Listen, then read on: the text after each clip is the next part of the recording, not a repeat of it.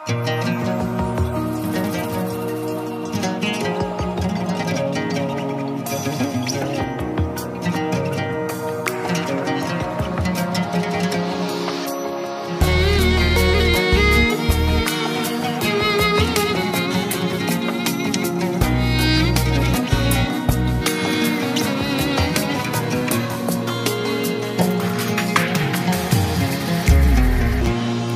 mənə bu dünyanın ən dəyərli hədiyəsi, taleyimin qadını, ən gözəl möcüzəsi. Sən mənim can yoldaşım, sən mənim yol yoldaşım. Səninlə bahardı qışım, mənim gülüm, beyaz gülüm. Sən mənim can yoldaşım, sən mənim yol yoldaşım. Səninlə bahardı qışım, mənim gülüm, beyaz gülüm.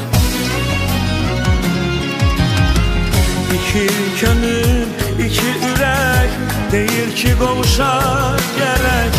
İki könül, iki ürək, deyir ki qovuşar gərək. Nağıl kimi ömür sürək, sənlə keçsin ayım ilim. Səninlə şadlanım gülüm, mənim gülüm, beyaz gülüm.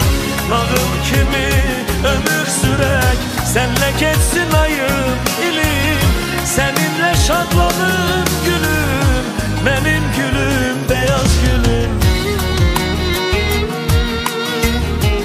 Qeydim Gülnaz'ın bağıtda oyun tutup otuyoruz.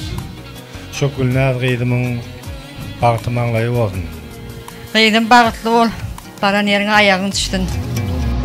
Sen benim yüreğimin şirin arzu dileği, benim sevgi dünyamın ağ kanatlı meleği. Seninle yaşamak güzel, seninle yaşlanmak güzel.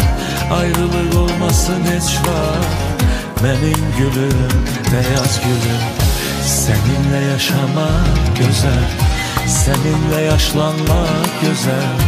Ayrılık olmasın hiç vakt, benim gülüm, beyaz gülüm. İki könül, iki ürək, deyir ki qovuşar gərək. İki könül, iki ürək, deyir ki qovuşar gərək. Nağıl kimi ömür sürək, sənlə keçsin ayım ilim. Səninlə şadlanım gülüm, mənim gülüm, beyaz gülüm. Nağıl kimi ömür sürək, sənlə keçsin ayım ilim. Səninlə şadlanım